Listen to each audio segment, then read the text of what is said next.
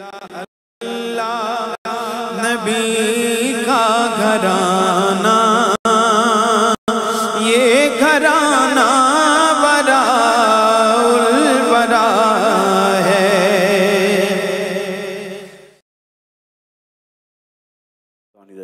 बिस्मिल्लाहिर्रहमानिर्रहीम। अस्सलातु वस्सलामु अलैका या रसूलल्लाह व अला आलिका व अस्हाबिका या हबीबल्लाह। अस्सलामु अलैकुम। अल्हम्दुलिल्लाह, ये हमारे इस रमज़ान की सेकंड सहरी ट्रांसमिशन है। लास्ट वीक आपने देखा था, हमने थोड़ा सा सिस्टम को यूज़ किया और किसी वजह से हम नहीं आ सके थे, तो उसके लिए आपसे माज़रत चाहते हैं। लेकिन इस बार ये प्रॉपर इंशाल्लाह सहरी ट्रांसमिशन होगी।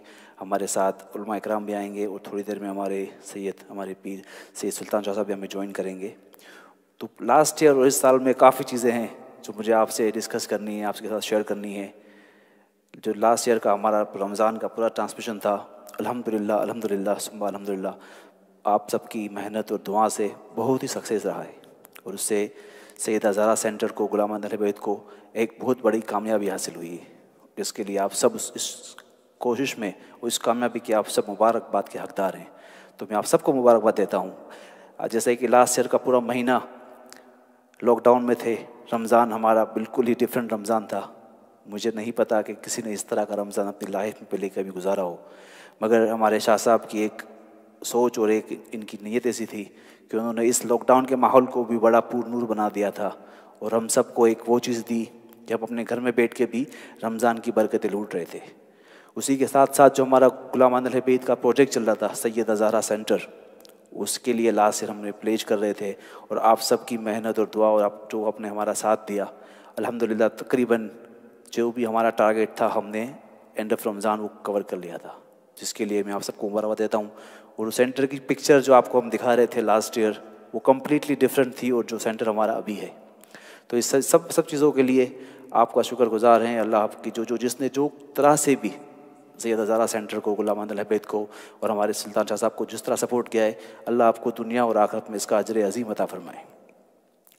तो अल्हम्दुलिल्लाह इस साल 13 रजब 2021 पहली बार सैयदा ज़हरा सेंटर का इफ्तिताह हुआ हमारे पीर साहब सैयद सुल्तान शाह साहब के हाथों से।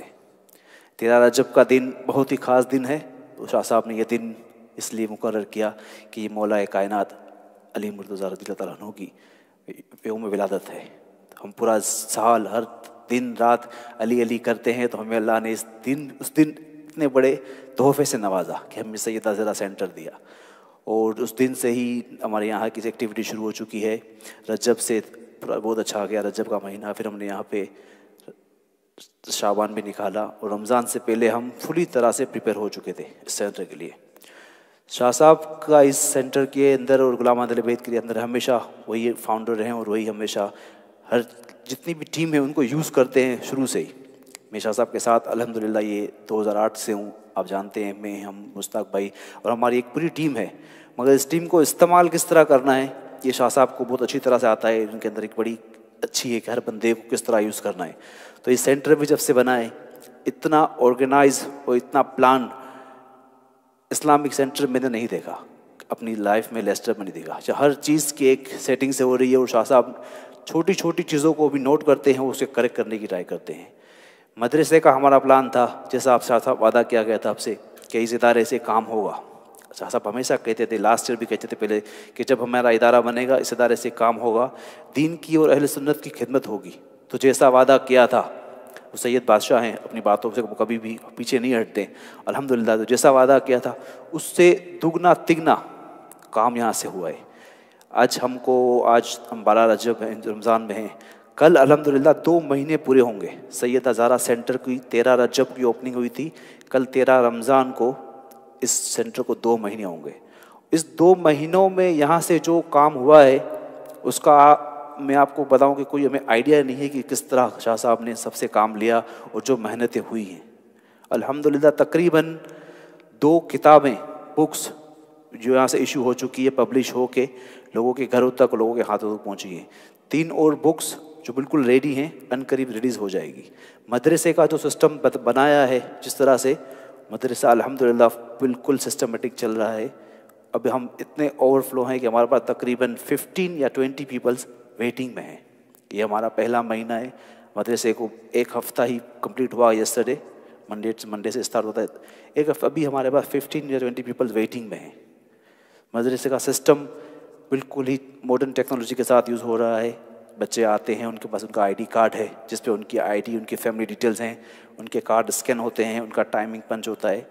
जितने भी हमारे टीचर्स हैं, क्वालिफाइड टीचर्स हैं, सब यहाँ के यूके के बोर्न यंगस्टर्स शाह साहब ने यूज़ किए हैं और खुद शाह साहब पूरा टाइम साथ में होते हैं। हमारे शहजाद लोहार आप जानते होंगे, बड़े अच्छे हैं, उनका साथ है, वो भी यहाँ होते हैं। वो भी एक एक्सपीरियंस पर्सन है, उनके भी यंगस्टर्स के साथ काफ़ी काम किया है। इसके अलावा हमारी आपाज हैं। तो अल्हम्दुलिल्लाह मदरसे का सिस्टम भी बहुत ही अच्छा जा रहा है। और हमारे जो मदरसा सेक्रेटरी हैं, एजुकेशन सेक्रेटरी रफ़ीक भाई, माशाल्लाह वो भी बड़ी मेहनत कर रहे हैं इस शहरों के अंदर। मैं खुद भी जितना मुझसे हो सकता है मदरसे में आके खिदमत करता हूँ। तो सबसे पहले जो शाह साहब ने आने के साथ शुरू किया है, मुझे ख्याल से हमको 1 या 2 दिन हुए थे और हमने पहला जो काम किया था वो बुक के ऊपर था।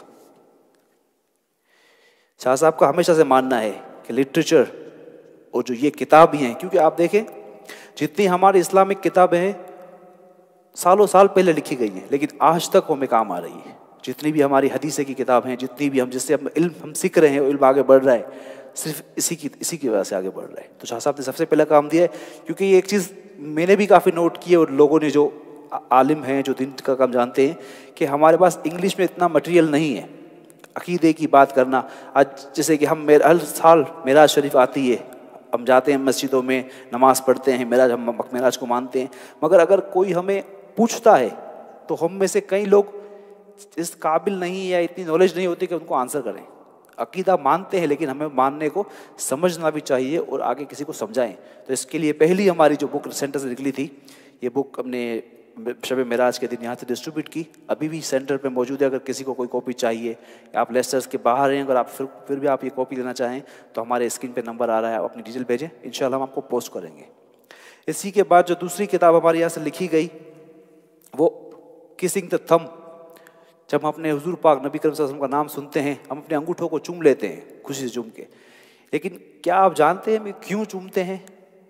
क्योंकि कुछ लोगों को इससे भी एतराज़ हो सकता है। तो शाह साहब ने इसको भी बिल्कुल क्लियरली सिंपल अल्फाजों में इसके इंग्लिश में ये बुक बनाई है, जिस पे हमको कम से कम एक आइडिया हो जाए और हम कि जो हम करते हैं वो सही है, और अगर कोई हमसे पूछे तो हम उसका जवाब भी दे सकें। इसी तरह जो छोटे छोटे मसले आ रहे हैं, शाह साहब उसके ऊपर अपना वर्क जारी करते हैं। रमज़ान से पहले शाबान की जो महीने में 15 शाबान को हमारे यहाँ से एक रिसाला, एक स्मॉल लीफलेट डिस्ट्रीब्यूट हुआ, जिसमें पूरा तकरीबन 15-20 पेज का एक लीफलेट था, एक बुक थी, जिसमें बताया गया कि रमज़ान से पहले हमें क्या करना चाहिए, क्यों सहाबा इकराम नबी पाक ने इतना तरजीह दिया है कि रमज़ान से पहले रमज़ान की प्रिपरेशन करनी चाहिए। प्रिपरेशन का मतलब मैं ये नहीं कह रहा कि सेवरीज वालों को ऑर्डर दे दो, समोसे, कबाब, चिकन रोल्स, अपना फ्रिज फुल कर दो। वो तैयारी तो हम हर साल करते हैं, लेकिन मेन तैयारी है कि अपने आप को प्रिपेयर करें कि रमज़ान आ रहा है, इस बार हम क्या करेंगे। खाना पीना तो पूरा साल खा सकते हैं, और हमें तो एक सिस्टम बन गया है कि खासकर स्पेशली यूके और यूरोप में कि रमज़ान का हमको लगता है महीना ये आया ही खाने पीने के लिए नहीं। अगर उस शाह साहब ने पहले ही दिन जो हमें एक हदीस सुनाई थी कि जिब्रील अलैहिस्सलाम आए और कहा कि हलाक हो जाए वो शख्स जो रमज़ान पाए और अपनी मगफरत ना करे, और नबी सल्लल्लाहु अलैहि वसल्लम ने कहा आमीन। तो ये दुआ नहीं है, जिब्रील अलैहिस्सलाम ने एक बद्दुआ दी है उस शख्स को, हर उस इंसान को जो रमज़ान का महीना पाए और अपनी मगफरत ना करे, क्योंकि ये इतना बड़ा महीना है, मगफरत के दरवाजे खुले हुए हैं, एक नेकी की 70 नेकियां मिल रही हैं। लैलतुल क़द्र इस महीने में है, कुरान सुना जा रहा है, 20-20 रकातें एक साथ नवाफिल तरावी पर सुन्नतें पढ़ी जा रही है, एक साथ नवाफिल पढ़े जा रहे हैं, और ये सब होते हुए अगर हम अपनी मगफरत ना करें तो फिर जिब्रील अलैहिस्सलाम की बद्दुआ है कि हलाक हो जाए वो शख्स।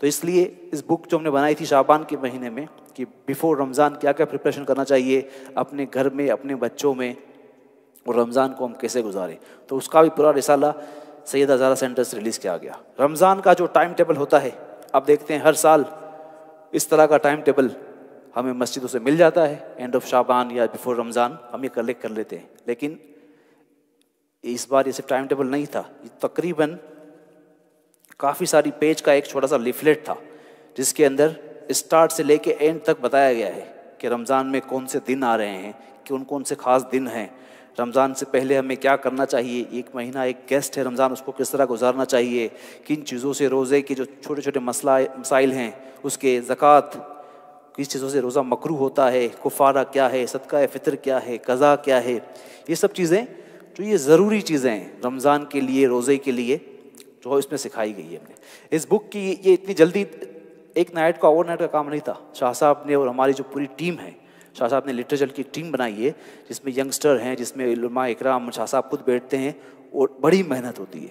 मैंने देखा है किसी एक बार कि शाह साहब रात को 3 बजे तक सेंटर में बैठे हुए थे और सुबह फिर शाह साहब को फजर के पढ़ाने आना है।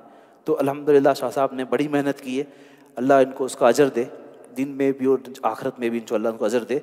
और ये बस शाह साहब की मेहनतें हैं, जब हम जैसे गुनाहगार कुछ भी नहीं थे, बस शाह साहब हमसे काम ले रहे हैं, हमारी पूरी टीम से काम ले रहे हैं, तब हम उन्हीं की बस नक्शे कदम पे चल रहे हैं, उनके हुक्म को, उनके ऑर्डर्स को फॉलो कर रहे हैं और ये काम हो रहा है। मदरसे का सिस्टम शाह साहब ने यहाँ तक कि पूरा शुरू से ही तकरीबन मुझे लगता है 6, 7, 8 महीने पहले से ही सिलेबस जो मदरसे का यूज़ होता है, शाह साहब उससे सेटिस्फाइड नहीं थे। मुझे लगता है Birmingham, Bedford, Manchester, Sheffield, Blackburn, London, Shah साहब कई मदरसों का विज़िट किया उन्होंने, उनके सिलेबस को मंगाया है, उनके जो वहाँ के मदरसे के जो उलमा हैं, जो टीचर्स हैं, उनसे डिस्कस किए। ये तकरीबन 6-8 महीने से शाह साहब और जो हमारी जनरल सेक्रेटरी हैं और हमारे चेयरमैन साहब ही लगे, इसी काम में लगे हुए थे कि हमें जो बच्चों को सिलेबस देना वो ऐसा देना है कि सिर्फ वो मदरसा फिनिश करे तो सिर्फ कुरान नहीं सीखे, अरबिक पढ़ना नहीं सीखे, उसके साथ जो जो चीज़ें हैं, तजवीद है, फ़िक़्ह है, हिस्ट्री है और जितनी भी दुनिया तक, जो भी हमारा सिलेबस बन के इंशाल्लाह बहुत जल्द मुझे लगता है करीब फाइनल हो जाएगा। तो टारगेट और प्लान ये है कि जब आपका सिलेबस फिनिश हो तो आपका बच्चा एक तरह से आलिम भी बन चुका होगा और उसको पता भी नहीं है कि उसको किस तरह सिखाया गया है। तजवीद पे शाह साहब की बहुत बड़ी मेहनत है, क्योंकि देखिए हम सब ने जो पहले अपने मौलानाओं से या मस्जिद के मुअज्जिन से कुरान सिखाए या किसी आपा से सिखाए, तजवीद बहुत ख़राब है। अल्लाह, मेरी खुद की तजवीद इतनी अच्छी नहीं है, कोशिश करते हैं अल्लाह हमें अच्छी तजवीद से कुरान पढ़ने की तौफीक अता फरमाए, लेकिन आजकल जो बच्चे हैं उनके लिए ईजी है क्योंकि उन्होंने अभी सीखना शुरू किया है। तो कुरान को तजवीद के साथ जो उसकी प्रोनाउंसिएशन का जो हक है वो हक, और जो अल्फाजों की जिस तरह प्रोनाउंसिएशन होनी चाहिए इस तरह से पढ़ाने के लिए बड़ी मेहनत है। हमारे पास कितने बच्चे ऐसे हैं जो कुरान में थे, उनको शाह साहब ने फिर पीछे लेके गए कि उनको शुरू से करें कायदे वाले को, क्योंकि वो हर एक 75 किड्स हमारे यहाँ अभी चिल्ड्रंस हैं 4 ईयर से लेके 15 तक, सबका एग्ज़ाम 1 by 1 हो रहा है, सबके साथ कि किसको किस लेवल का काम दिया जाए, कायदे में है तो उसको आगे बढ़ाना है, रुकना है। जो किताबें हमारी जितनी हैं, कमर बुक्स हैं, उसके अंदर भी हो रहा है, वो बड़ी डिटेल से काम हो रहा है। हम चाहते हैं तो इधर हमारे पास 25-30 बच्चे भी वेटिंग में, हम अभी ले लें, स्पेस भी है, टीचर्स भी हैं, क्लासेस भी हो रहे, मगर नहीं, क्योंकि आप देखें मदरसे की फ़ीस ज़रूरी नहीं है, वो तो एक अलग, वो सिर्फ दुनियावी मसला है। हम उतने बच्चे ले रहे हैं जितने हम उसको तालीम दे सकें। हमारा टारगेट शाह साहब ने शुरू से कहा है कि एक क्लास में हमें 15 बच्चे रखने हैं। हमारे छोटे बच्चों की क्लास है, आप देखें उसके अंदर 3 टीचर्स हैं, 3 आपा हैं, और जहाँ एक आपा भी छोटे बच्चों को 4 साल को पढ़ा सकती है, हमने उधर 3 आपाज रखी हैं। नीचे हमारी बड़ी क्लास होती है बच्चियों की, उसके अंदर 2 आपा हैं। ऊपर जो शाह साहब बॉयज़ की क्लास लेते हैं, जो 7 से लेके 15 तक बॉयज़, 8 जो अलग हैं, उसमें हमारे 2-3 टीचर्स रहते हैं, और सारे टीचर्स हमारे अल्हम्दुलिल्लाह बहुत ही क्वालिफाइड और बहुत ही काबिल तारीफ़ है। और शाह साहब पूरा हर क्लास का अपने निगरानी में चेक करते रहते हैं। तो ये सब चीज़ें लास्ट ईयर से अभी तक हुई है। सेंटर आप देखते होंगे, हम वीडियो भी लाइव करते हैं, अल्हम्दुलिल्लाह बहुत ही खूबसूरत, बहुत ही प्यारी अल्लाह ने इस नेमत से नवाजा है। और जो मदरसे का हमारा ओपनिंग भी थी, तो जिस तरह सेंटर का ओपनिंग डे हमने किया था 13 रजबुल मुरज्जब के दिन, मौला अली की वलादत के दिन, इसी तरह मदरसे का हमने 3 रमज़ान को किया था। सैयदा पाक, क्योंकि हमारा सेंटर है सैयदा ज़ारा सेंटर, तो सैयदा पाक की निस्बत से 3 रमज़ान को इस मदरसे की ओपनिंग शुरू की थी हमने।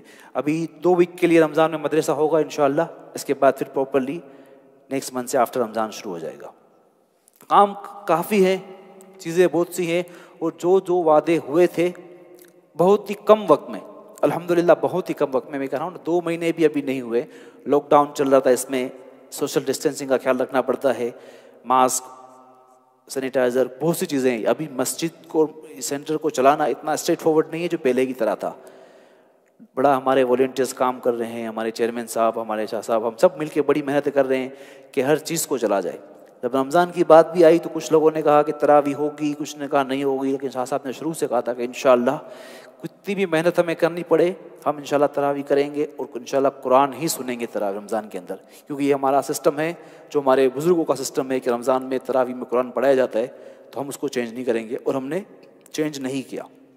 अल्हम्दुलिल्लाह तरावी पढ़ी जा रही है, हमारे हाफिज़ हुसैन मोहम्मद तलाती कुरान शरीफ पढ़ रहे हैं, बहुत ही अच्छा चला जा रहा है। और लेस्टर के लोगों का और लेस्टर के जो चाहने वाले हैं उनकी शाह साहब से और गुलाम मोहम्मद अहले बैत से जो मोहब्बत है, सैयदा ज़हरा सेंटर से मोहब्बत है, उसका अंदाज़ा आप इस तरह से लगाएं कि डे वन से हमारा सेंटर अल्हम्दुलिल्लाह 3 फ्लोर्स हैं, काफ़ी बड़ा सेंटर है। डे वन से नमाज से 10 मिनट पहले, नमाज से 5 मिनट पहले हमें डोर लॉक करना पड़ता था, कि हमारी कैपेसिटी जितनी थी उतनी फुल हो जाती थी। रमज़ान का ये हाल है, हमने तरावी बड़ी ईशा की नमाज 10:15 रखी है रमज़ान में, 10 बजे अजान होती है, 10:15 काफ़ी लेट रखा है। 9:30 9:45 तक पूरी मस्जिद फुल हो जाती है, डोर क्लोज करना पड़ता है हमें। तो ये एक बहुत बस ये नाम की बरकत है, ये पंजतन पाक की बरकत है, और जिसके लिए इतने सालों से जिनका हम नारा लगाते हैं, बस उनके सबकी बुज़ुर्गों की दुआएं हैं। अल्हम्दुलिल्लाह इतनी अच्छी मोहब्बत, इतना अच्छा रिस्पॉन्स कि लोग आधा घंटा, मैं खुद कभी नहीं गया किसी मस्जिद में आधे घंटे पहले आज तक, लेकिन यहाँ आना पड़ता है, क्योंकि अगर थोड़ा सा भी लेट होंगे आपको स्पेस नहीं मिलेगा। मस्जिद तो लेस्टर में काफ़ी हैं, लोग कहीं भी जा सकते हैं, मगर ये मोहब्बत है और इस सेंटर की एक नूरानियत है, एक बरकत है कि आप जब आते हैं तो दिल को सुकून मिलता है। और जब आप नमाज़ पढ़ते हैं, यहाँ का सिस्टम है, हमारे वॉलंटियर्स हैं, हमारे शाह साहब, हमारे हाफिज़ साहब, जिस तरह एक सिस्टम चल रहा है, तो लोग कहते हैं कि हमें यहाँ पढ़ने का इतना मज़ा आता है कि हम दूर से आते हैं, चल के आते हैं, कि हमको जगह मिल जाए, हमको नहीं जाना, क्योंकि हमको पता है सबको कि 15-20 मिनट्स पहले डोर लॉक हो जाएगा, उसके बाद स्पेस नहीं है। तो अल्हम्दुलिल्लाह फर्स्ट डे से चल रहा है। असर हर नमाज में यही हाल है, जुम्मा के अंदर भी यही हाल है, और आम दिनों की नमाज में असर मगरिब में स्पेस नहीं मिलता, ग्राउंड फ्लोर हमारा फर्स्ट फ्लोर के होल फुल हो जाते हैं। तो ये बस ये आप सबकी दुआएं, और जिन लोगों ने जिस तरह से भी सैयदा ज़हरा सेंटर को सपोर्ट किया है, मैं आप सबके लिए बहुत ही खुश हूँ कि आपने इस सेंटर को जो कुछ भी दिया है वो आपका जाएगा नहीं जाएगा, और काम हो रहा है, देखने मेहनतें हो रही हैं इस तरह से कि अगर लेस्टर में या इंग्लैंड में शाह साहब जैसे 1-2 शख्सियत आ जाएं तो अहले सुन्नत का नक्शा ही बदल जाए। वो इंशाल्लाह होगा।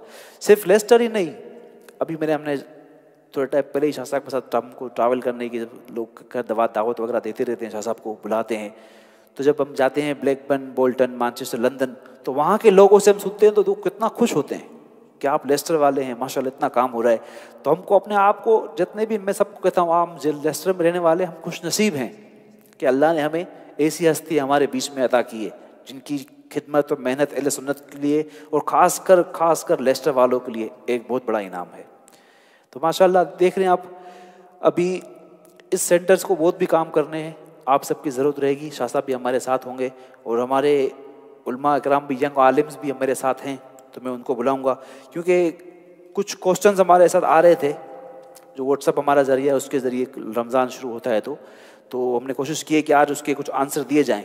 और अभी भी आपके पास अगर कोई क्वेश्चंस हैं तो आप उसको भेजें, तो हम इंशाल्लाह उलमा इकराम के साथ बैठ के जो आंसर होंगे वो हम नेक्स्ट वाली इंशाल्लाह जो हमारी सह ट्रांसमिशन होगी उसमें इसके आंसर देने की कोशिश करेंगे। तो मैं अब बिल्कुल टाइम ज़ाया ना करते हुए हमारे जो मौलाना हैं उबैद अली, उनको दावत दूंगा कि वो आएँ, वो पहले तो कुछ क्वेश्चन आंसर्स करें। और आपने देखा है कि उबैद अली भी शुरू में आए थे तो सिर्फ नात पढ़ते थे, अब शाह साहब ने इनका डाइवर्ट कर दिया है कम्प्लीटली, अब वो किताबों के अंदर इंटरेस्ट ले रहे हैं, अब वो क्वेश्चन आंसर्स में कर रहे हैं। तो ये अल्हम्दुलिल्लाह। अस्सलाम वालेकुम उबैद। वालेकुम सलाम व रहमतुल्लाहि व बरकातहू। Shall we speak in English, Urdu और कच्ची? ओके। तो उबैद आप जैसा कि बताएंगे दरस निज़ामी भी कर रहे हैं, यंग हैं, हमारे सेंटर में इनकी माशाल्लाह हमेशा सर्विस रही है हर तरह से, और ये शाह साहब इनको कहते हैं ये ऑलराउंडर है, ये हर किसी का काम कर सकते हैं। तो अगर आपको किसी कंपनी में एम्प्लॉय की ज़रूरत हो तो आपको बस एक उबैद को हायर करना है, ये आपका डोरमैन से लेके CEO तक सारे काम कर लेगा। अल्हम्दुलिल्लाह अल्लाह ने इनको बड़ी सलाहियत से नवाजा है। So Ubaid, we have few questions, so let's see. Every Ramzan, this question, can you use toothpaste while fasting? अब How many times you have to answer these questions? How many times? Let's start. Can you use toothpaste, Ubaid, while we fasting? الحمد لله رب العالمين والعاقبة للمتقين والصلاة والسلام على سيد الأنبياء والمرسلين وعلى آله الطيبين الطاهرين وأصحابه أجمعين. أعوذ بالله من الشيطان الرجيم. بسم الله الرحمن الرحيم. الصلاة والسلام عليك يا رسول الله وعلى آلك وأصحابك يا حبيب الله صلى الله تعالى عليه وسلم. First of all, just like to congratulate everyone on joining, and Niyaz Bawa mentioned all of the work we've been doing, alhamdulillah, and I've seen the effort that Shah Sahab has been putting in. You know, when we started writing the kitabs, just when the center was new, everyone, you know, they wanted to meet Shah Sahab and they wanted to inquire, but Shah Sahab put special time aside for writing the kitabs. And every day from Asr till after Isha, we would sit, and the only thing we would be doing is taking out the riwayat, taking out the events, and, you know, thinking how can we put this in the kitabs. So Shah Sahab has put a lot of effort into this, and inshallah the effort will carry on, inshallah. Please carry on supporting us. In regards to the question, yeah, every year this question gets asked. Now, the issue is not actually brushing your teeth. The issue is, nowadays toothpaste is very strong. The flavor is very strong. So the fast will be invalidated if you can feel the toothpaste in your throat. So obviously we have to think about, you know, the social side of it as well. A lot of people interact with non-Muslims. What can they do? Because they can't fast. So what they can do is obviously use, because they can't, you know, if they're interacting with non-Muslims, and the smell comes, then, you know, they'll feel a bit insulted. So what we should do is we should think about our hygiene as well. And a very good practice is to use the sunnah of the Prophet ﷺ, which is the miswak. So by doing this, we can clean our teeth, ensure our hygiene is upkept, and our fast will remain. So if you use toothpaste, if you will feel, and you can feel because nowadays the flavor is very strong, you can feel the flavor down your throat, you can feel the toothpaste down your throat, this will break the fast. Subhanallah. Very nice explained. Ubaid, second questions. This is a good one. Do you have to pray loud in Fajr, Maghrib, Isha if you are praying alone? Like, you know, कुछ हमारी नमाजें खामोश होती हैं, जिस तरह के ज़ोहर और असर की नमाज, और कुछ नमाज अगर आप मस्जिद में जमात के साथ पढ़ते हैं तो इमाम है वो तिलावत लाउड करते हैं. So कोई घर में, I think is asking about the home, yeah? So if you're praying namaz in your home, Fajr, Maghrib or Isha, the qiraat, do you have to do it quietly or do you have to pray loud? So as Bawa mentioned, that when you go to the masjid, the imam prays these three namazes loud: Fajr, Maghrib and Isha. And the other two, Zohar and Asr, they are silent. Now, if one is praying by himself in his house, then he has the option. If he wants to, he can pray loudly. If he wants to, he can remain silent. So it's completely up to you. But when we talk about remaining silent, it's not actually silent. I should say remaining quiet. Because the ruling is that when you're praying namaz, you should at least be praying loud enough that you can hear yourself what you're praying. Because if you pray silent, then this could invalidate the namaz. So it's best to pray as much as you can hear yourself whispering, or, you know, as long as you can hear, then it's fine. The same ruling goes for Quran as well. When people are praying Quran, they shouldn't like pray in their mind. They should pray as much as they can hear themselves praying. Jazakallah, Jazakallah. But in the home, with these three namazes, you have the choice. Whatever you want to do, if you want to pray quiet or pray loudly, it's up to you. तो अगर आप नमाज घर पे पढ़ते हैं तो असर ज़ोहर असर तो खामोशी से ही पढ़ते हैं हम, लेकिन फजर मगरिब और इशा आपके पास ऑप्शन है. आप चाहें तो थोड़ा सा लाउड पढ़ सकते हैं, वरना आप खामोश भी पढ़ सकते हैं. दोनों ऑप्शन है. तो क्वेश्चन तो वी हैव फ्यू क्वेश्चंस. आपके पास भी अगर कोई क्वेश्चन है तो हमारे स्क्रीन पे आई थिंक नंबर आ रहा है व्हाट्सएप का, तो आप उस पर मैसेज भेज के हमको बताएं कि आप हमें देख रहे हैं. मुझे नहीं पता कितने लोग देख रहे हैं, मैं अपने आप से ही बातें कर रहा हूँ. तो अगर आप हैं तो प्लीज़ हमें बताएं कि आप हमें देख रहे हैं, और कुछ अपडेट हैं, कुछ आपकी चीज़ें हमें बताएं, अपनी फीलिंग हमारे साथ शेयर करें कि आपको क्या लगता है. हम थर्सडे को भी लाइव आते हैं, फ्राइडे का भी कोशिश करते हैं कि शाह साहब का खुतबा लाइव आ जाए. सही ट्रांसमिशन का सिलसिला रहता है हमारा. तो आप अपनी यूट्यूब पे, कभी तो मैं सोचता हूँ कि अब हमारे यूट्यूब चैनल पे 6,500 से ज़्यादा सब्सक्राइबर्स हैं.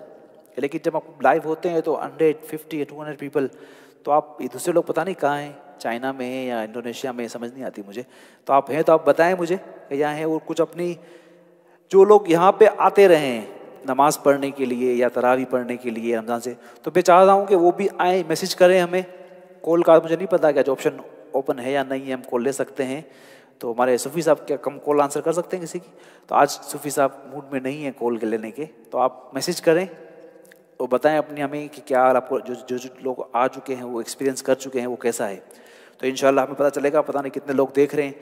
तो आप हैं तो यूट्यूब पे भी आप मैसेज कर सकते हैं, हमारे व्हाट्सअप के नंबर पे भी मैसेज करें और बताएं कि आपको कैसा लग रहा है, हम सब कुछ मेहनत कैसी जा रही है, हमारा सेंटर कैसा है, अपने ख्यालात का हमारे से इज़हार करें। जज़ाकल्लाह। Third question about COVID vaccine. Does taking the COVID vaccine break your fast? So in regards to vaccines, if it's taken by an injection, a vaccine, medicine, this will not break the fast. So the reason is because it's a vaccine, it's medicine, it's not giving you any nourishment. And furthermore, when you take food or when you take medicine by the natural passages, for example, the mouth or the ear or the nostril, this will break. But with an injection, you're not taking it from a natural place. It's going into the body artificially and it doesn't provide any nourishment. However, taking injections with other stuff in it, for example, steroids or drugs, that will break the fast because, it's giving you strength and nourishment. So vaccines will not break the fast. Taken by an injection, medicine will not break the fast. माशाल्लाह माशाल्लाह। हमारी एक बहन ने हमें India से message किया है कि हम इंडिया में आपका प्रोग्राम देख रहे हैं, वहाँ सेरी क्लोज हो रही है, तो आप सेरी क्लोज करें, हमें दुआ में याद रखें। जज़ाकल्लाह। और ये वैक्सीन लगानी चाहिए, ये हमारी प्रोटेक्शन के लिए है। और यकीन करें जो इसके बारे में जितनी भी अफवाह है ना, वो सब रूमर्स है। मैंने खुद ने लगवाई, मुझे कोई भी माइक्रोचिप नज़र नहीं आया उसके अंदर, कुछ भी नहीं है। ये लगानी चाहिए, अच्छी है प्रोटेक्शन के लिए। Yeah, it's very important because this concept is mentioned in the hadith a lot of times that for a believer, he should keep other believers safe from himself, whether that be, physically, mentally, emotionally, or even by taking the vaccine and keeping your community safer. Then, you're fulfilling the sunnah, you're actively listening to the words of the Prophet ﷺ and fulfilling this. So it's very important that for the safety of others, we should consider their safety as well and take the vaccine. And if it's in Ramadan, then it won't break your fast, so you can take it then as well. Okay, this question is good here. What time in the day can namaz not be prayed? With regards to times in the day that you can't pray namaz, there's 3 times which namaz will be makruh. Now, these 3 times, the first one is during sunrise. So you can say after your fard of fajr, you should not pray any namaz. It's makruh. The second one is zawal time, which is midday. So in the afternoon, it's typically before 1 o'clock, around 12ish, you should not be praying any namaz then, and this is when the sun is at its highest point. Now this varies throughout the year, and the last one is after your asr fard, so during the time the sun is setting. Now there's a reason why these 3 are makruh times, because these are associated with when the sun is at its peak points. So for example, when the sun is rising, or the sun is at its zenith, its highest point, or when the sun is setting. So if somebody was to see you are praying namaz during these times, and if somebody was to see, then they could make the association that ma'adallah, you're worshipping the sun. So this is why we do not pray during these times. If somebody has any nawafil to pray, they should pray before these times or at a completely different time. But it's very important that we should not be praying any namaz during the times which is makruh.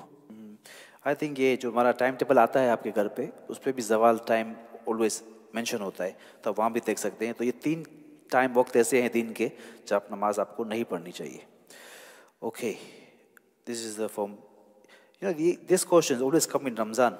Isha की नमाज पूरा साल होती है, सिर्फ रमज़ान में नहीं होती, लेकिन this good one, what should one pray if they can not remember दुआ कुनूत? So if you can't remember du'a kunut, then obviously you should try and learn it. But the question was if you can't remember. So this will apply to the people who elderly people who can't hold on to things in their brain, they can't remember such a long dua, or people with learning difficulties. This won't apply to people who can learn it, who have the intelligence, they're able to learn the dua. For them, they should learn the dua kunut. But for those who can't, they should pray like a small dua. For example, رَبَّنَا آتِنَا فِي الدُّنْيَا حَسَنَةً وَفِي الْآخِرَةِ حَسَنَةً وَقِنَا عَذَابَ النَّارِ. And then even easier, if they can't remember this, they can pray رَبِّ اغْفِرْ لِي 3 times. رَبِّ اغْفِرْ لِي, رَبِّ اغْفِرْ لِي, رَبِّ اغْفِرْ لِي. But I stress that if you can learn dua kunut, then you should learn dua kunut.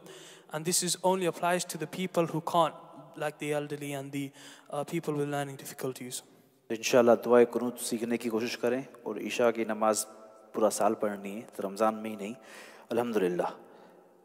Is the reward the same for reading Quran in English as Arabic? The reward for reading the Quran in Arabic is been mentioned in the Hadith Sharif that for every letter you get 10 rewards, and this is in Arabic.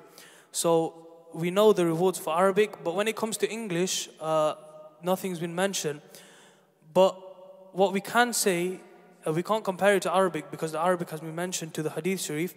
What we can say is that when you're reading the Quran in English, you are gaining, or you are understanding, or moving towards understanding the Quran Sharif. Now this in itself is a very virtuous, it's a very rewarding act. We should all try and read the translation of the Quran as well. We should all, ask scholars. The best thing to do is not to pick up a translation yourself from anywhere and start reading. If you want to gain the knowledge, the best way is to sit with the scholars, and you should learn off them and not yourself. But if you do understand the Quran, if you do, move towards understanding the Quran, have the intention, then Imam al-Ghazali, he said that learning just one ayah, one verse with the understanding is better than reading the whole Quran without any understanding. So this is the importance of, learning or moving towards understanding the Quran. Yes, Quran is Allah subhanahu wa ta'ala's word. It's impossible to understand it in its entirety. You can look at it from many angles. But the best thing to do is to contact your scholar. If you have the interest, learn Quran with him or her and move towards understanding the Quran and begin to understand the Quran. Don't just, move your lips when you're praying and you don't know what you're saying. People have been reading Quran for years and years and years, and they don't understand a single word. Now, Quran is guidance for us. The whole, not just Muslims as well. For non-Muslims, when we see they read the Quran, or not, when they hear the Quran, they're moved by it. Because Quran is not just for Muslims, for the whole of humanity. It's a guidance for us. So, and this is such a book that Allah subhanahu wa ta'ala himself has taken the responsibility to protect it. So this is such a weighty book, and we should try understand the words of the Quran. There is no comparison between the rewards of Arabic and English, but obviously with English you are gaining the understanding, and even better, why don't you just pray both? Read Arabic, read English as well, then you are getting the known reward from the hadith of 10 rewards per letter, and you are getting the reward for understanding the Quran. माशाल्लाह. हमारे काफ़ी लोग जो think YouTube से भी कुछ question हमारे एक साजिद भाई ने भी किया है, तो इंशाल्लाह साजिद भाई, मैं आपका क्वेश्चन मैंने देख लिया है, तो इंशाल्लाह will try to get answer in next सही ट्रांसमिशन. और जो लोग भी सलाम कह रहे हैं, मैं सबको वालेकुम सलाम. और अल्हम्दुलिल्लाह, इंग्लिश पे कुरान पढ़ने से मुझे हमारे एक मरहूम नमाजी हैं पुराने, हमारे सेंट्रल मोस्ट के नमाजी थे, खान साहब, उनकी एक बड़ी बात याद आती थी. वो हमेशा जब भी सुनते थे कि कोई आलिम या कोई स्कॉलर आके इंग्लिश में बयान करता है, तो वो नाराज़ हो जाते थे. वो कहते थे कि किस साहबी ने इंग्लिश में बयान किया है. बुजुर्ग थे वो, बस उनका अलग एक अंदाज था. मरहूम अल्लाह उनकी जन्नत नसीब फरमाए. तो माशाअल्लाह. Yes, question number, can we pray salah with our eyes closed? Subhanallah. Yeah, so there's like a misconception or a myth that we can't pray salah with our eyes closed. People are very scared that if they, pray namaz with their eyes closed, people are getting into the swing, they're, getting emotional in their namaz, and they close their eyes to concentrate, and then they have that fear that, what am I doing? Why am I closing my eyes? It should be open. And a lot of people say you can't close your eyes in namaz. But the correct position is that if it gives you that peaceness, peacefulness, if it gives you the extra concentration, then it's better to actually close your eyes than keep them open. Subhanallah. If one can't concentrate, a lot of times we see people looking around in namaz, they can't concentrate, they're looking at one thing, looking at the other next. So if closing their eyes, gives them the concentration and it allows them to fulfill their namaz in a better way, then it's actually preferable for them to keep their eyes closed. And also another misconception is folding the corner of the musalla as well. We see this everywhere. And then there's the myth that shaitan prays on the musalla if you don't fold it. Not fold it, but fold it on the corner, half fold. So what we should be doing is, obviously this has no basis. Shaitan doesn't pray on your musalla if you don't fold it. But what we should be doing, rather than folding the corner of the musalla, once we're praying at home and we're finished, then we should fold the musalla and put it away nicely.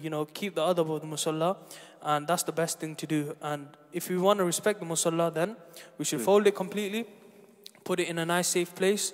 Don't just leave it out and fold it in the corner thinking that this will stop shaitan praying on it. Because that's a myth, but we can hold the respect of the musalla, and the correct way to do this is fold the musalla and put it away nicely. Subhanallah. See, shaitan doesn't pray on musalla. He doesn't need musalla. And last question. I'm thankful to someone who asked this question. Every year, people who knows me, they'll understand why. Can we follow different mosque for Sahri? Beautiful questions, especially for Leicester people. Meaning today is Sahri closing. What time is Sahri closed today? 3:49. Yeah. So I'm running late. I just went to see my friend something. Can I follow Masjid next one? Can I follow Masjid Oadby? Can I follow Masjid Loughborough, Hamilton, and get 10-15 extra minutes? Good questions. May Mashallah Ubaid will answer it. Can we follow different mosques? Like if you're running late, or if you just feel like today I want to close my fast 10 minutes late. No, we should stick to one timetable the whole Ramzan. Have this continuity. Stick to one timetable, and for one day don't switch. For example, if somebody's doing early, then they can't say for one day I missed this Sahri time, I should do the next mosque. No, that's not right. Preferably wherever you pray Taraweeh or your local mosque, choose one before Ramzan. It doesn't matter which one. If you want to follow the 1 o'clock one, or if you want to follow the late one, just stick to one timing, whatever you decide before Ramzan, whatever is convenient for you. But make sure you stick to that one. Then don't say halfway through the month, oh, I've got a bit more time now, let me follow the late one. So stick to one timetable, preferably a local mosque or wherever you go for Taraweeh for the brothers. MashaAllah. So please follow the one timing, and don't, the Ramzan only come once in a year. And fasting in Ramzan, ऐसा आपको इसके बाद सब मुल्मा कहते हैं कि पूरा साल भी रोज़ा रखेंगे तो इतना अजर नहीं मिलेगा जो रमज़ान के एक रोज़े का है. तो इसकी रोज़े की कदर करें. 4-5 मिनट से कुछ फ़र्क नहीं पड़ता है. और यकीन करें, एक दिन अगर सहरी कम भी करेंगे, ट्रस्ट में कुछ नहीं होगा आपको इंशाअल्लाह, क्योंकि इतना हमने 11 महीने में खाया हुआ है कि हम कुछ फ़र्क नहीं पड़ता है अल्हम्दुलिल्लाह. तो दिल बड़ा रखें और इंशाअल्लाह टाइमिंग को फॉलो करें. जज़ाकल्लाह उबैद. सो शाह साहब ने तो उबैद को आलिम बना दिया है, तो उबैद नात पढ़ना बहुत कम कर दिया है. तो Ubaid, I think people is missing your voice like like Ramzan. I know you pray some time now and then. Some time तो उबैद बैकग्राउंड से भी आवाज़ निकालेगा. आप स्क्रीन पे अज़र होगा लेकिन आवाज़ उबैद की आ रही होगी. टेक्नोलॉजी माशाल्लाह. और अल्हम्दुलिल्लाह ये हमारा ज़रा सेंटर में कभी आप आएँ, बेस्ट टेक्नोलॉजी हमने यूज़ की यहाँ पे. मुझे लगता है कि sound system, camera systems, carpet, वज़ू खाना, मिंबर, जितना हो सके, क्योंकि जब हम अपना घर बनाते हैं तो हम बेस्ट से बेस्ट चीज़ ट्राई करते हैं कि जितना हमसे हो सके अच्छी खूबसूरती से बनाएं. तो इसी तरह यहाँ भी ख्याल रखते हुए जितना हमसे हो सका, जितना हमारी ताकत थी, उतना हमने इसको अच्छा खूबसूरत बनाने की कोशिश किया है. हम कोशिश करते हैं कि सफाई का बड़ा ख्याल रखें. अज़ान हम कोशिश करते हैं कि वो अज़ान दे जिसकी आवाज़ बहुत अच्छी हो, उसकी किरात अच्छी हो. कुरान वो पढ़े जिसकी आवाज़ अच्छी हो. और नमाज़ों के अंदर भी पूरी कोशिश होती है कि वही लीड करें जिसकी किरात अच्छी है, जिसका पढ़ना अच्छा है, ताकि लोगों को पढ़ने में एक ज़ौक़ और शौक़ मिले. तो इंशाअल्लाह हम उबैद से, आपने सुना अभी उबैद से अब नात भी सुनेंगे. हमारे दूसरे बहुत अच्छे नात ख्वां हैं, वो एक कारी भी हैं, पता नहीं मेमन है या अरबी हैं, समझ में नहीं आता. कुछ लोग उनको अरबी समझते हैं, कुछ लोग उनको मेमन समझते हैं. तो हमारे मोहम्मद अज़हर तो अल्हम्दुलिल्लाह मलावी से आ चुके हैं. तो मैं दावत दूँगा, Mohammed Azhar please come forward. माशाल्लाह मोहम्मद अज़हर भी बिल्कुल यंग, हम ये देखिए सब हमारे यंग जनरेशन है, ये हमारा फ्यूचर है। और हमारे सेंटर में उस्ताद भी जो टीचर्स भी हैं यंग हैं, नात ख्वां भी यंग हैं, और जो मैनेजमेंट भी यंग पीपल का काम है, क्योंकि यही फ्यूचर है हम। और दूसरी बात शाह साहब का हमेशा से रहा है कि जिसकी जो फील्ड है उसको वो दी जाए। तो हमारे सेंटर के गुलाम मोहम्मद अहले बैत के शुरू से स्टार्ट से जो भी दीनी जो मसलात है, जो मामलात है, दीनी चीज़ें हैं, वो हमेशा शाह साहब ने ही कहा है और वही डिसीजन लेते हैं, क्योंकि वो उनकी वो फील्ड है। फाइनेंशियली काम है वो हमारे जो अकाउंट हैं वाले वो करते हैं, दूसरा जो दूसरी चीज़ों का काम है, क्लीनिंग का काम है या और चीज़ का वो दूसरे बंदे करते हैं। तो ये एक बहुत ज़रूरी मैसेज है हर इदारे के लिए कि जिसकी जो फील्ड है उसको काम दिया जाए। अगर आपके सर में दर्द है तो आप प्लम्बर के पास नहीं जाएंगे, आप डॉक्टर के पास जाएंगे। अगर आपका टैप लीक हो रहा है तो आप डॉक्टर के पास नहीं जाएंगे, आप प्लम्बर के पास जाएंगे। लेकिन जब हम सेंटर्स में आते हैं, जो इस्लामिकली या कोई मस्जिद है, मदारिस है, तो वहाँ ये क्यों है कि दीन के फैसले वो लोग कर रहे होते हैं जिनको अपनी अलहम तो पढ़ना नहीं आती। तो इस चीज़ की हमें सोचने की ज़रूरत है कि दीन के काम वही करें जिसको दीन की समझ है। तो ये हमारे यंगस्टर सब, ये सिर्फ यंग नहीं है, हमने इसको इसलिए यहाँ नहीं बिठाया कि इनकी आवाज़ अच्छी है, आप इनकी बैकग्राउंड चेक करें, ये सब दीनी तालीम ले रहे हैं। उबैद है यहाँ इसलिए नहीं बिठाया कि उबैद नात अच्छी पढ़ता है, नात तो कोई भी पढ़ सकता है, नात पढ़ना तो अच्छी बात है, लेकिन उसके लिए कोई क्वालिफिकेशन की ज़रूरत तो नहीं है ना। नात तो इश्क़ रसूल में पढ़ता है, लेकिन दरस निज़ामी का भी कोर्स कर रहे हैं, अरबी भी उबैद की बड़ी अच्छी है। तो इसलिए ये नात ख्वां भी हैं, ये नमाज भी पढ़ाते हैं, या कभी हमारा इसने जुम्मा भी पढ़ाया है। इसी तरह हमारे अज़हर भी किरत भी अच्छी है, दीन भी सीख रहे हैं। तो इसे यंगस्टर्स को आगे लेके आएँ, यही हमारा इंशाल्लाह फ्यूचर है। तो Azhar, how are you brother, you okay? अल्हम्दुलिल्लाह अल्हम्दुलिल्लाह। कैफ हाल है? अल्हम्दुलिल्लाह बखैर, व अंत? अल्हम्दुलिल्लाह तय्यब। ये अरब नहीं है, मैं आपको क्लियरिफाई कर दूँ, कितने लोग समझते हैं और ये आज तो उनका स्कार्फ मिसिंग है। अगर इन्होंने वो स्कार्फ रखते हैं ना सऊदी वाला, तो वो आप देखें, आप बोलो सुभान अल्लाह, बड़े खूबसूरत लगते हैं इसमें। तो बिस्मिल्लाह Azhar, mic is your and listen. अल्हम्दुलिल्लाह, बिल्कुल बिल्कुल इजाज़त। ये start with qiraat. Mashallah. You know, mashallah, Ubaid, the tilawat of the Quran is the greatest praise of the Prophet alayhi salatu wasalam. So mashallah, we'll start with the tilawat of the Quran. أعوذ بالله من الشيطان الرجيم.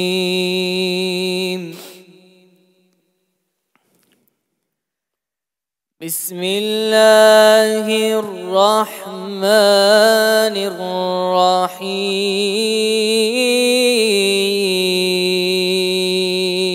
سبحان الله سبحان الله.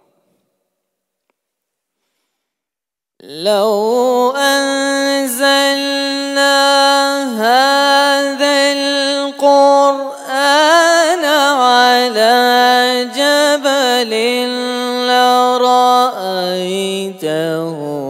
خاشعا. سبحان الله سبحان الله. خاشعا متصدعا من خشية الله. سبحان الله سبحان الله. وتلك الأمثال نضربها للناس لعلهم يتفكرون. سبحان الله سبحان. هو الله الذي لا إله إلا هو عالم الغيب والشهادة هو الرحمن الرحيم. هو الله الذي لا إله إلا هو سبحان الله. الملك القدوس السلام المؤمن المهيمن العزيز الجبار المتكبر. सुभान अल्लाह, सुभान अल्लाह। सुब्हानल्लाहि अम्मा युश्रिकून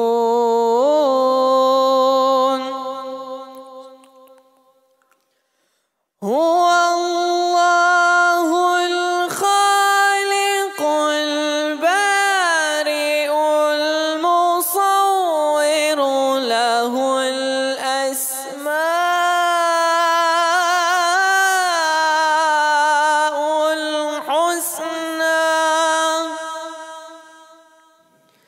युसब्बिहु लहु मा फिस समावाति वल अर्द वहुवल अज़ीज़ुल हकीम।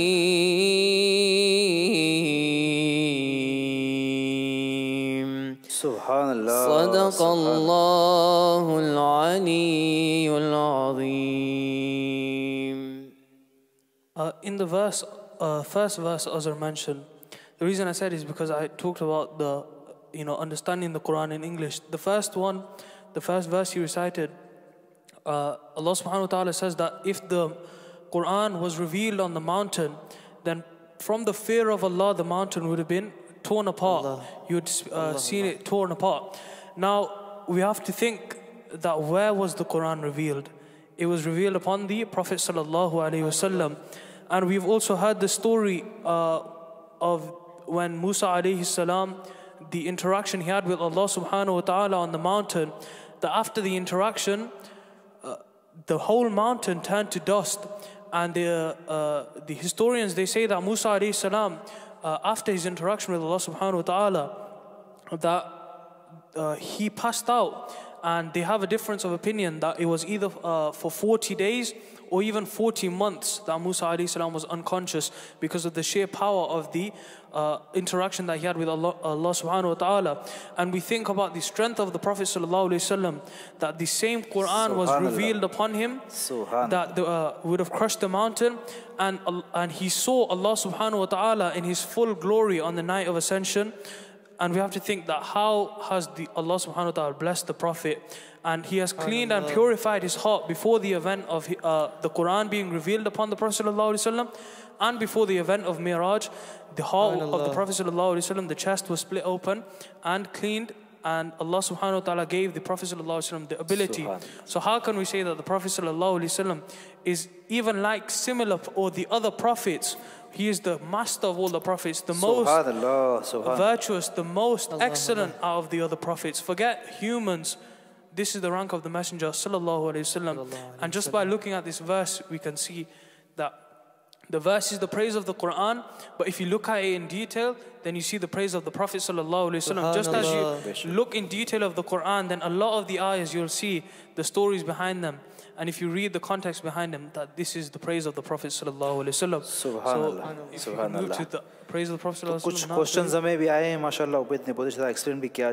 कुछ question आए हैं इंशाल्लाह, एक बोल्टन से क्वेश्चन आया अबाउट मॉर्गेज एंड अबाउट डेब्ट, तो इंशाल्लाह हम कोशिश करेंगे नेक्स्ट ट्रांसमिशन में इसका आंसर दिया जाए। एक और हमारे भाई हैं लेस्टर के, उन्होंने भी कुछ तरावी और वज़ू के बारे में क्वेश्चन किया है, तो इंशाल्लाह नेक्स्ट ट्रांसमिशन में आपके दोनों क्वेश्चन आंसर किए जाएंगे। और जो लोग यूट्यूब के ज़रिए या फेसबुक के ज़रिए या हमें व्हाट्सएप के ज़रिए सलाम कह रहे हैं, वालेकुम सलाम। और इंशाल्लाह अज़हर और उबैद के बीच में मैं बैठा हूँ, ये जो उनकी मर्ज़ी है, शायद इस mic and stage is yours now. तो बिस्मिल्लाह, would you guys Allahumma salli ala Sayyidina Muhammadin Nabiyil Ummi wa ala alihi wa sahbihi wa sallim. Mawlaya salli wa sallim daiman abadan بك خير الخلق كلهم. مولاي صل وسلم دائما أبدا على حبيبك خير الخلق كلهم. محمد سيد الكونين والثقلين، محمد سيد الكونين والثقلين والفريقين من عرب ومن عجم مولاي صل وسلم دائما أبدا على حبيبك خير الخلق كلهم محمد أشرف الأعراب والعجم محمد خير من يمشي على قدمه محمد تاج رسل الله قاطبة محمد صادق الأقوال والكلم هو الحبيب الذي ترجى شفاعته لكل حول من الأحوال مقتحم مولاي صل وسلم دائما أبدا على حبيبك خير الخلق كلهم يا ربي بالمصطفى بلغ مقاصدنا يا ربي بالمصطفى بلغ مقاصدنا يا ربي بالمصطفى بلغ مقاصدنا واغفر لنا ما مضى يا واسع الكرم مولاي صل وسلم دائما أبدا على حبيبك خير الخلق كلهم مولاي صل وسلم دائما أبدا على النبي وأهل بيت كلهم مولاي صل وسلم دائما أبدا على النبي وأهل بيت كلهم. Before we advance, somebody just asked the question that what part of the Quran was the verse he recited. So it's towards the end of Surah Hashr, the last ayahs. He's recited the last 4 ayahs of Surah Hashr, which is the 59th surah in the Quran. सुभान अल्लाह। तो बस सब मैं गुजारिश करूँगा हमारे शाह साहब से वो आएँ और अपना जगह संभालें।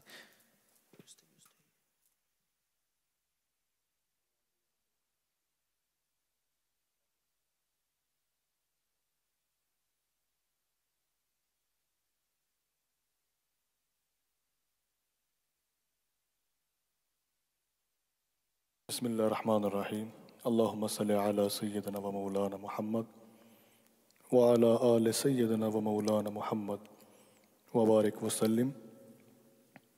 अस्सलामु अलैकुम व रहमतुल्लाहि व बरकातुहू। अल्हम्दुलिल्लाह, आज सहरी ट्रांसमिशन जो आप देख रहे हैं उलमान अहले बैत यूट्यूब चैनल पर, इस रमज़ान में ये हमारी दूसरी लाइव सहरी ट्रांसमिशन जो आप इस वक्त देख रहे हैं। लास्ट सैटरडे भी सहरी ट्रांसमिशन रखी गई थी, मगर उसमें हमारा कोई पुराना प्रोग्राम वो चलाया गया, वो भी आपने देखा। और आज बाकायदा लाइव हमारे मोहतरम सैयद नियाज़ अहमद कादरी साहिब और हमारे 2 नौजवान जो हमारे इस सैयदा ज़हरा सेंटर के टीचर भी हैं और यहाँ पर इनकी काफ़ी दीनी खिदमात भी वो पेश कर रहे हैं, मोहतरम उबैद अली और अज़हर, जो इस वक्त आपके सामने थे और महवह गुफ्तगू थे, नाते पाक भी पढ़ रहे थे, कसीदा बुर्दा शरीफ सुना रहे थे। रब करीम इनकी आवाज़ में, इनकी इज़्ज़तों में बरकतें अता फ़रमाए, ईमान की हिफाजत फ़रमाए, अक़ीदों को सलामत रखे। इंशाअल्लाह नेक्स्ट फ्राइडे सैटरडे 2 दिन दोबारा से आपकी खिदमत में सहरी ट्रांसमिशन में हाज़िर होंगे। और मुझसे कबल हमारे मोहतरम सैयद नियाज़ कादरी साहब ने आपकी तवज्जो इस बात की तरफ भी दिलाई होगी कि इस वक्त ये सेंटर जो आपके ताउन का मुंतज़िर है, जिस तरह आपने हमेशा से ताउन किया है और अभी भी हमें आपके ताउन की अशद ज़रूरत है। तो आपसे ये गुजारिश है कि जो भी हमें इस वक्त देख रहे हैं तो वो अपने मरहुमैन के इसाले सवाब के लिए अगर चाहें तो वो पहले आकर विज़िट करें। हम उन्हें दावत देते हैं कि आप ख़ुद आएँ, आकर इस सेंटर को आप विज़िट करें। आप देखें कि किस तरह से यहाँ पर लोग जोक तर जोक यहाँ पर आते हैं और नमाज़ें पढ़ रहे हैं, तिलावत हो रही है, दुरूद व सलाम की महफ़िलें सज रही हैं। एक अलग ही समा देखने को यहाँ मिलता है, जिससे लोग बड़े खुश हैं और बड़ी दुआओं से नवाज रहे हैं। ये सब सैयदा का करम है, ये सैयदा का सदका है कि सैयदा ज़हरा सेंटर मुबारक सैयदा पाक के नाम ही से इस सेंटर का आगाज़ किया और आज भी आप ही के मुबारक नाम से इसको याद किया जाता है, जो 13 रजबुल मुरज्जब से लेकर अभी तक आबाद है अल्हम्दुलिल्लाह। डेली नमाजी जो खुद आकर देखते हैं, और तरावी में तो आपने ये सुना होगा, हमारे नियाज़ बाबा ने सारा ज़िक्र कर दिया होगा कि किस तरह से लोग मोहब्बत से आते हैं। तिलावत हो रही है, दुरूद व सलाम की महफ़िल हो रही है, असर के बाद डेली दर्स हो रहा है, फिर दुआ की जाती है। एक अलग ही समा है जिसे देखकर यकीनन जो साहिबान ईमान हैं उनको खुशी पहुंचती है, उनके दिलों को ठंडक पहुंचती है, उनकी आँखें खुशी से ठंडक वो अपनी आँखों में भी महसूस करते हैं। बस आप दुआ फरमाइए रब करीम इस सेंटर को सुबह क़यामत तक आबाद फरमाए। और आपसे ये मेरी मुअद्दबाना ये गुजारिश है कि आप ज़्यादा से ज़्यादा इस सेंटर के साथ आप ताउन करें और आप विज़िट करें, देखें। जब आपको तसल्ली हो जाए तो हमने जो यूनिट्स बनाए थे, हमें यूनिट्स जो दरकार थे 292 यूनिट्स, जिसमें से तकरीबन 54 यूनिट्स जो आ चुके हैं। 500 पाउंड फ़ी यूनिट हमने रखा था। ये वो यूनिट्स हमने बनाए हैं कि जिन दोस्तों ने, जिन भाइयों ने, बहनों ने जो कर्ज़ हसना की सूरत में जो हमें एक अमाउंट जो पेश की थी, जिससे ये सेंटर वजूद में आया है और जगमग हो रहा है। और अल्हम्दुलिल्लाह आज भी यहाँ पर दीनी जो भी एक्टिविटीज़ हैं वो हो रही हैं। मदरसा भी खुल चुका है और मदरसे का भी जो हमने एक मायार रखा है वो बिल्कुल मदरसों से बिल्कुल कम्प्लीटली डिफरेंट हमने रखा है कि यहाँ बच्चे आएँ तो ऐसी तालीम लेकर जाएँ कि उनके माँ बाप भी हमें दुआओं में याद रखें। तो बस यही गुजारिश है कि जिन साथियों ने कर्ज़ हसना दिया था हमें वो उन्हें लौटाना है। तो उस सिलसिले में यूनिट्स बनाए गए थे। तो 292 यूनिट्स में से तकरीबन 54 यूनिट्स कमो पेश वो निकल चुके हैं। तो अभी भी एक बहुत बड़ी जो तादाद यूनिट्स की बाकी है। तो फ़ी यूनिट्स 500 पाउंड्स का है। तो प्लीज़ आप अपने मरहुमैन के इसाले सवाब के लिए आप देना चाहें तो आप ज़रूर इसमें हमारा साथ दें।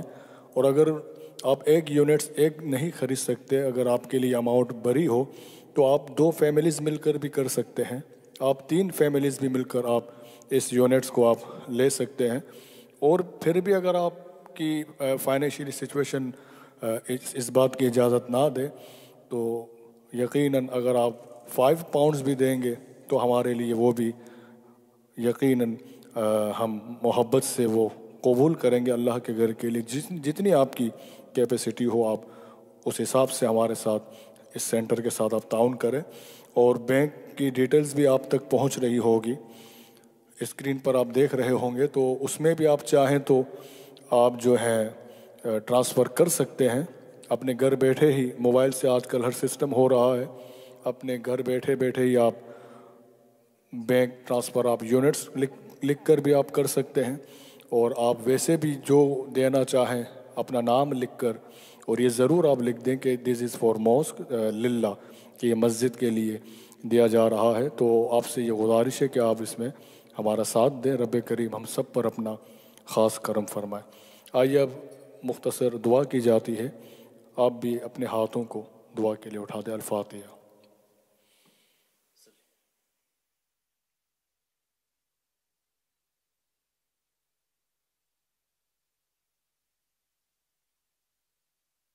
अल्लाहुम्मा सल्लि अला सय्यदिना व मौलाना मुहम्मद व अला आलिहि व अस्हाबिहि व बारिक वसल्लम।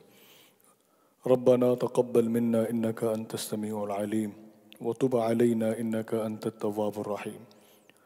खुदाया बहक के बनी फ़ातिमा के बरक़ौल ईमा कुनी ख़ातिमा, अगर दावतम रद कुनी वर क़बूल मनो दस्तो दामाने आले रसूल। व सल्लल्लाहु अला सय्यदिना मुहम्मद व अला आलिहि व अस्हाबिहि अजमाइन बिरहमतिका या अरहमर राहिमीन। इंशाअल्लाह नेक्स्ट फ्राइडे एंड सैटरडे दोबारा आपसे लाइव जो है सहरी ट्रांसमिशन में मुलाकात होगी, मगर डेली जो असर के बाद दर्स लाइव आ रहा है, दुआ डेली लाइव आती है, उसमें भी आप अपनी शिरकत को यकीनी रखें ताकि रब करीम इस माह पाक की बरकतों से हम सबको नवाजे। आमीन। बेहद शुक्रिया। अस्सलामु अलैकुम वरहमतुल्लाहि वबरकातुहू।